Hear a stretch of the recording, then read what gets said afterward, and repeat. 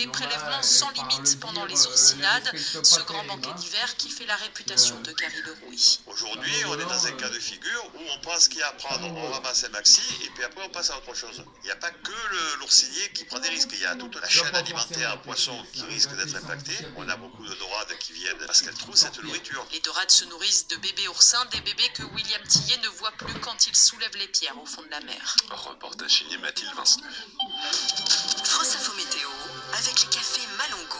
Torréfacteurs engagés depuis 30 ans dans le commerce équitable. Les petits producteurs font les grands cafés sur malongo.com. Et un temps bien pluvieux demain encore, mais déjà cette nuit du centre-ouest vers le Jura, les Alpes. Attention en Isère, en Savoie et Haute-Savoie avec une alerte orange aux pluies et au risque de crue. Ça restera bien pluvieux demain de l'Aquitaine au Massif central et au nord-est avec de la neige au-dessus de 2000 mètres car les températures vont encore remonter. Il fera particulièrement doux de 7 à 14 degrés demain matin. Très bonne soirée à l'écoute de France Info 20h.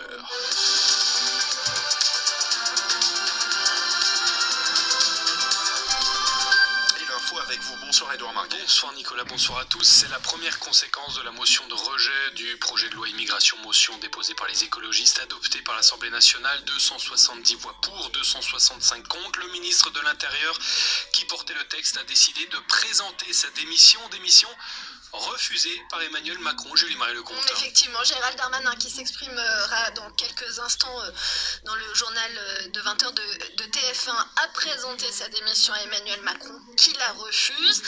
Emmanuel Macron demande à Elisabeth Borne, la première ministre, et au ministre de l'Intérieur de lui faire des propositions pour lever les blocages. La tâche est ardue, mais c'est une marque de son soutien à sa première ministre et à son ministre de l'Intérieur, alors qu'ils sont tous les deux dans une position de fragilité.